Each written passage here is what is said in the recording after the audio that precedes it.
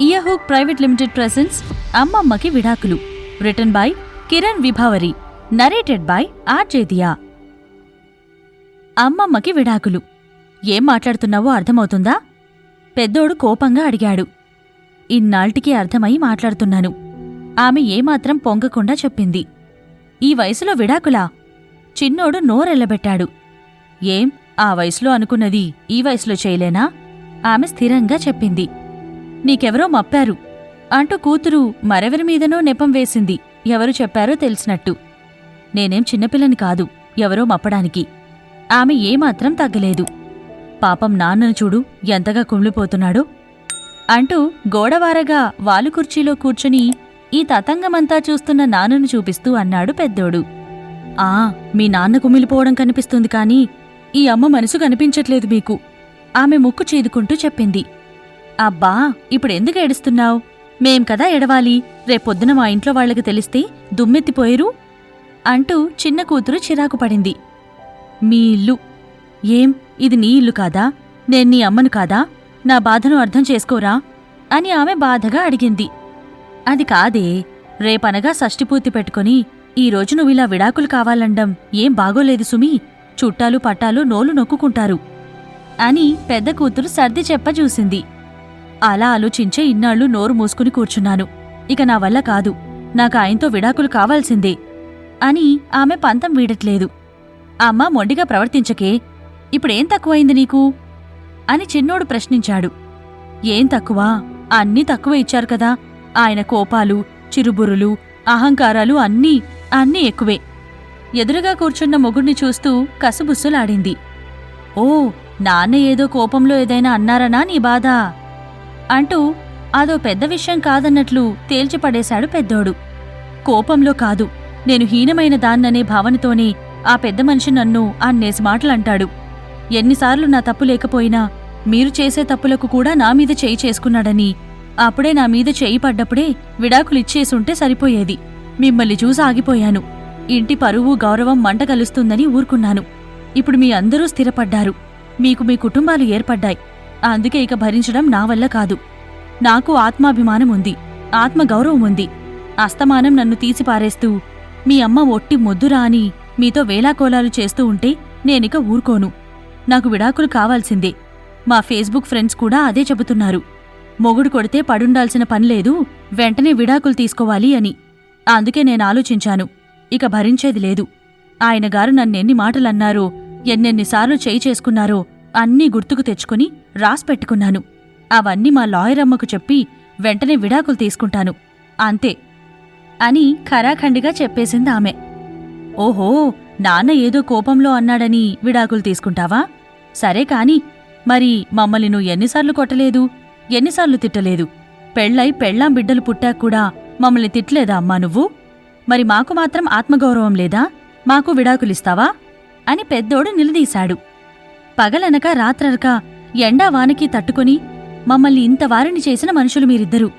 మీరొక మాట తూలితే లేదా ఓ చేయి చేసుకుంటే సహించే ఓర్పు నువ్వు నేర్పిన విద్యే కదమ్మా అంటూ చిన్న కూతురు నచ్చచెప్పే ప్రయత్నం చేసింది. ఆమె వీళ్లందరినీ ఒకసారి తేరిపార చూసి మళ్లీ మొహం పక్కకు తిప్పుకొని కూర్చుంది. అదే చెబుతున్నా, ఆ ఓర్పు సహనమంటూ మమ్మల్ని అనగదొక్కేశారు ఈ మగాళ్లు. ఇక సహించేది లేదు. పోరాడాలి, పోరాటం చేసి విడాకులు సాధించుకోవాలి, మన హక్కులు తెలుసుకోవాలి అంటూ ఈసారి తీవ్రస్థాయిలో ధ్వజమెత్తింది. మరి మొన్న మా ఆయనకి నాకు గొడవైనప్పుడు నీకు ఫోన్ చేస్తే సర్దుకుపోవాలి అంటూ ఎందుకు చెప్పావు? పద, నీతో పాటు నేను వస్తాను, నాకు విడాకులిప్పించమ్మా అని పెద్ద కూతురు అన్న మాటలకి ఉలిక్కిపడి, అయ్యో అదేంటే మాలోకం, నాకా ఏ బాధరాబందీ లేదు. ఈ మనిషితో వేగలేక చస్తున్నాను, అందుకే విడాకులు కావాలన్నాను. నీకేం మాయరోగం? నీ భర్త పిల్లలు ఏమవ్వాలి? వారి గురించి ఆలోచించి మాట్లాడవే. నా మనవరాలు చూడు ఎలా బిక్కచచ్చి నిల్చిందో. పాపం, తల్లిదండ్రి వేరుపడితే అది ఎలా బ్రతుకుతుంది? దానికి మంచి సంబంధాలెలా వస్తాయి? తల్లివి నువ్విలా ఉంటే మంచి కుటుంబానికి చెందినవాడు ఎవడు చేసుకుంటాడే దాన్ని అంటూ తలుపు దగ్గర నిల్చున్న మనవరాలను చూపిస్తూ చెప్పింది. అదంతా నాకనవసరం, నాకూడా ఆత్మగౌరవం ఉంది. ఆయన నన్నెలా అవమానిస్తాడు? నాకు విడాకులు కావాలమ్మా అంటూ ఆమె కాళ్ల చెంతకు చేరి పెద్ద కూతురు కూడా మొండిగా చెప్పింది. స్టాప్ ఇట్ అమ్మా, ఇప్పుడు డాడీ నిన్నేమన్నారని విడాకులు కావాలి నీకు? డాడీ మనల్ని ఎంత ప్రేమగా చూసుకుంటారు? అలాంటి డాడీ ఏదో కోపంలో అన్నాడని విడాకులు కావాలా? అని అంతవరకు చడీ చప్పుడు లేకుండా వీళ్ల మాటలు వింటున్న మనవరాలు నోరు విప్పింది. మరి మీ అమ్మమ్మకెందుకు మీ తాతయ్య నుండి విడాకులు తీసుకోమని సలహా ఇచ్చావు? అంటూ పెద్ద కూతురు అదే ఆ అమ్మాయి తల్లి వేసిన ప్రశ్నకు నీళ్లు నములుతూ నిల్చుంది మనవరాలు. నేనంతా విన్నానే, నువ్వు మీ అమ్మమ్మ మాట్లాడిన మాటలు అంటూ తను విన్నది మిగతా సభ్యులకు కూడా చెప్పింది పెద్ద కూతురు. అందరూ నవ్వుకున్నారు. ఇంకా స్కూల్ వయసు దాటలేదు. ఎవరు నేర్పిస్తున్నారు దీనికి ఈ విషయాలన్నీ అని నోళ్లు నొక్కుకున్నారు. ఏం నేర్చుకుంటున్నారీ పిల్లలు? ఒక సమస్య వస్తే ఎలా అధిగమించాలి, ఎలా దాన్ని పరిష్కరించాలి అని కాకుండా సమస్య నుండి పారిపోవాలని చూస్తున్నారు. జీవిత పాఠాలన్నీ సమస్యల సమాధానాలే. వాటిని సాధిస్తూ సాగుతుంటేనే అనుభవాల మూట చంకనెత్తుకొని భావితరాలకు మార్గదర్శకాలు చేయగలరు. అంతేగాని వ్యవస్థలో లోపం ఉందని సమూల వ్యవస్థనే ఛిద్రం చేస్తే ఇక చివరకు మిగిలేది ఏంటి? అందుకే ఆమె ఇలా చెప్పుకొచ్చింది. తాతయ్య ఎప్పుడు సోమరిపోతులా అలా కూర్చుని ఆర్డర్ వేస్తే నువ్వెందుకు పనిచేస్తావు అని అడిగావు కదా. అది ఆర్డర్ కాదే తల్లి, అదో రకమైన ప్రేమ. నాతో ఏదో ఒకటి చేయించుకు తినాలని. కృష్ణారామా అని నేను ముక్కుకుంటూ పనిచేస్తూ ఉంటే ఇంకో 4 కాలాలు ఆయన ముందుకు కదులుతారని ఆయన ఆశ. ఆయనేం బద్ధకస్తుడు కాదు. ఆయన ఏం పనిచేసినా నేను వెళ్ళి ఆ పనిని తీసుకుని భారం పెంచుకుంటానేమో అని ఆయన బాధ. పోనీ పాపం ఆయన చేద్దామనుకున్నా ఆయన కాళ్లు సహకరించవు అంటూ ఆమె కళ్ళొత్తుకుంటూ భర్తను చూసింది. ఈ కాళ్లేనే ఎన్నో సంవత్సరాల పాటు మాకన్నం పెట్టింది.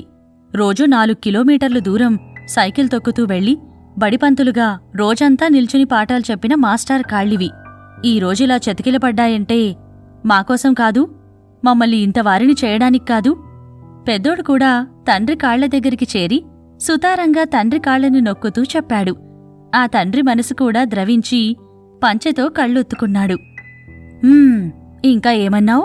ఆయన నన్ను మొద్దు, తెలివి తక్కువ దద్దమ్మా అంటూ ఉంటే ఎందుకు నోరు మూసుకునున్నా అని కదా. ఆయన ప్రతిసారి అలా ఎందుకు నన్ను ఆడిపోసుకుంటాడో గమనించావా?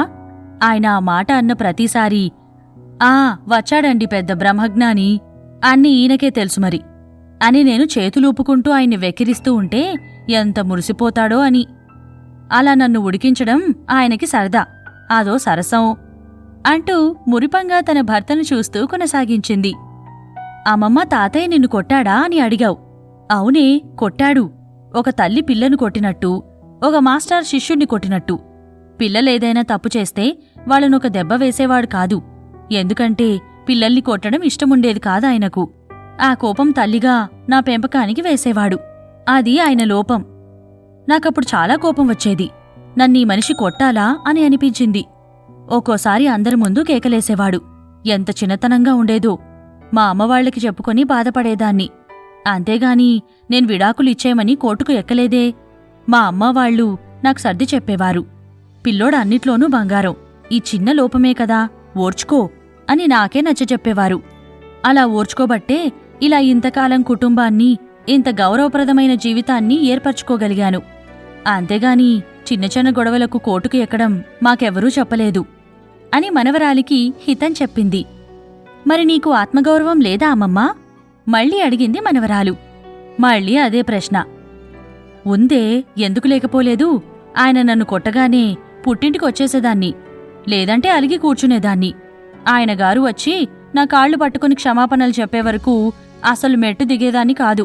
అంత బెట్టు చేసేదాన్ని అంటూ ఆమె ముసిముసి నవ్వులు నవ్వుతూ చెబుతుంటే, ఇదిగో ఇలాంటి అబద్ధాలు చెప్పమాకు, నేనేం నీ కాళ్లు పట్టుకోలేదు అంటూ ఆయన ఉడుక్కున్నాడు. ఊహూ, ఆయన అలానే అంటారు. ఒకసారి కోపంతో నా మీదకు గ్లాసు విసిరాడు. ఆ గ్లాస్ నా చేతికి తాకీ తాకనట్టు పక్కకు వెళ్ళిపోయింది. నేను మాత్రం చెయ్యి విరిగిపోయినట్టు కేకలు వేసి నానా హంగామా చేశాను. పాపం ఈయనగారు ఎంత హైరాణ పడ్డారో. అప్పట్నుండి ఇప్పటిదాకా ఇంకెప్పుడూ నాపైన చేయి చేసుకోలేదు అంటూ జ్ఞాపకాల తుట్ట కదిలిస్తూ చెప్పింది. ఓస్ నీ దుంపతెగ, ఎన్ని నాటకాలాడేవే పిల్లా అంటూ ముందుకు వంగి ఆమెను చిలిపిగా కొట్టబోయాడు అతడు. మరే, ప్రతి మనిషిలో ఏదో ఒక లోపం ఉంటుంది. నాకు పరధ్యానం ఎక్కువ, అది నా లోపం. ఒకసారి ఒక పెళ్లికెళ్తూ ఈయన వెనుకే వస్తున్నా అనుకుని ఇంకెవరి వెనుకో వెళ్ళిపోయాను. తీరా చూస్తే నేను అనుసరిస్తున్న వ్యక్తి ఈయన కాదు. కొత్త మొహాల మధ్య ఏడుపొచ్చేసిందనుకో. పాపం ఈయన ఆ మండుటెండలో నన్ను వెతుక్కుని వచ్చి ఏడుస్తూ కూలపడ్డ నన్ను ఎంత ఓదార్చారనుకున్నావు? అందరి ముందు చిన్నపిల్లలా ఏడుస్తున్న నన్ను హత్తుకొని నేనొచ్చేశానమ్మా అంటూ ఉంటే మా నాన్నే గుర్తొచ్చాడు తెలుసా. ఇన్నేళ్లు గడిచినా గతం కళ్ల ముందు మెదులుతున్నట్టు అయ్యేసరికి కళ్ళు చెమ్మగిల్లాయి ఆమెకు. పెళ్లంటేనే సర్దుకుపోవడం, ఒకరి లోపాలు ఇంకొకరు అర్థం చేసుకుని కలిసి జీవించడం, ఓర్పు సహనంతో మార్పు సాధించాలి. అంతేగాని చీటికి మాటికి విడాకులు తీసుకోవడానికి ఇదేమీ పాశ్చాత్య సంస్కృతి కాదు, మన దేశీయ వివాహం. బంధువులందర్నీ పేరుపేరున పిలిచి సాంప్రదాయబద్ధంగా 3,000,000 దేవతల సాక్షిగా 3 ముళ్ళు వేసి అంగరంగ వైభవంగా వివాహ మహోత్సవం ఎందుకు జరిపిస్తారో తెలుసా? జీవితానికి ఒకటే ఆలి, ఒకటే తాలి అని చెప్పేందుకే. అలా కాదని చిన్న చిన్న మనస్పర్ధలకే మూర్ఖత్వంతో పవిత్ర వివాహ బంధాన్ని తెగదెంపులు చేసుకుని తర్వాత బాధపడేవాళ్లు కోకొల్లలు. ఇటు వెనక్కి తిరిగి రాలేరు, ముందుకు వెళ్లలేరు. మనసు విప్పి ఈ గోలను పక్కన పెట్టేసి మాట్లాడితే సమసిపోయే సమస్యలు ఎన్నో. వివాహ బంధాల్లో ఉండాల్సినవి ఈగోలు కావు, అర్థం చేసుకునే మనసులు. సత్యభామ కృష్ణుని కాలితో తన్నింది. మరి కృష్ణుడు ఆమెకు విడాకులిచ్చేశాడా? దేవుడంతటి వాడే సహనంతో ఆమె తన తప్పు తెలుసుకునేలా చేశాడు. వివాహబంధంలో ఉండాల్సినవి ఈగోలు కావు, ప్రేమానురాగాలు. ఒక చెంపమీద కొడితే ఇంకో చెంప చూపించు అనే సంస్కృతి మనది. అది బానిసత్వం కాదు, అది ప్రేమతత్వం. ప్రేమ ఉన్న చోట క్షమించే గుణం ఉంటుంది. ఆ క్షమించే గుణం ఉన్నప్పుడే మెరుగైన ఆలోచనలు చేస్తాం. మనం మనిషిలో మార్పు కోరుకుంటాం. అంతేగాని విదేశీయ సంస్కృతిలా మనిషినే మాయం చెయ్యం. అనాగరికులని ఎంతమందిని పొట్టపెట్టుకున్నారో తెలదొరలు. వారికి బంధాలను తెంచుకోవడం మాత్రమే తెలుసు. మనకి ఆ బంధాల విలువ తెలుసు. అందుకే అక్కడ ఎన్ని విడాకుల కేసులు. పెళ్లంటే వాళ్లకి అంతలుసు. మనదాకా రానివ్వని బాధ్యత మీతరం వారిదే అమ్మా. క్షమయాధరిత్రిలా ఆ అమ్మలందరూ సహనం, శాంతి మార్గాలను ఎన్నుకోబట్టి మనమిలా ఉన్నాం. అందుకే మన భారతీయ సంస్కృతిలో స్త్రీలకు సింహభాగం ఇచ్చారు. దేవతలా పూజిస్తారు. ఒక్క చిన్న మాటకో, ఒక్క చిన్న దెబ్బకో విడాకులంటే ఇక మన కుటుంబాలు చిన్నాభిన్నమవుతాయి అంటూ ఆమె ఏకధాటిగా చెప్పుకొచ్చింది. ఐఎమ్ సారీ అమ్మమ్మా అంటూ మనవరాలు సిగ్గుతో తలదించుకొని చెప్పింది. లేదు తల్లీ, మీరు చూసిందే నిజమనుకునే వయస్సు మీది. అయితే మరొక్క మాట, అహంకారానికి, ఆత్మగౌరవానికి చిన్న పొర ఉంటుంది. ఒక్కసారి ఆత్మగౌరవానికి ఆవల నిర్ణయం తీసుకోవలసి ఉంటుంది. నిన్ను భరిస్తూ ఉండమని నా అభిప్రాయం కాదు. కాని ఎదుటివారిని మార్చలేకపోయినా కొండంత భరింపు ఉండడం అవివేకం. అలాంటప్పుడు విడిపోవడం శ్రేయస్కరం. అది నీ వివేచనకే వదిలేస్తున్నాను. మొగుడు ఎంత వెధవైనా, వాడెంత పైశాచికంగా ప్రవర్తిస్తున్నా వాణ్ణి భరిస్తూ ఉండమని నేను చెప్పట్లేదు. అప్పుడు నీ ఆత్మగౌరవాన్ని కాపాడుకోవాల్సిన బాధ్యత ఉంది. కాని చిన్న చిన్న తగాదాలకు విడిపోవడానికి నేను సమ్మతించను. జీవితంలో ఒక్కటి మాత్రం గుర్తుంచుకో తల్లీ, కన్నం పడిన నావలో సముద్ర ప్రయాణం ఎంత కష్టమో, ఎదుటివారిని అర్థం చేసుకోని హృదయాలతో జీవించడం కూడా అంతే కష్టం.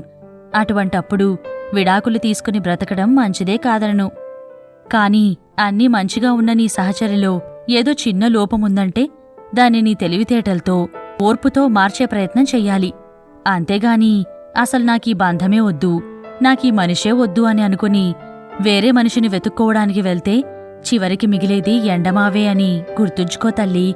జీవితం ఓ 3 గంటల సినిమా కాదు అంటూ రేపటి తన షష్ఠిపూర్తి మహోత్సవానికి చీరలు ఎన్నుకోవడానికి లేచిందామె.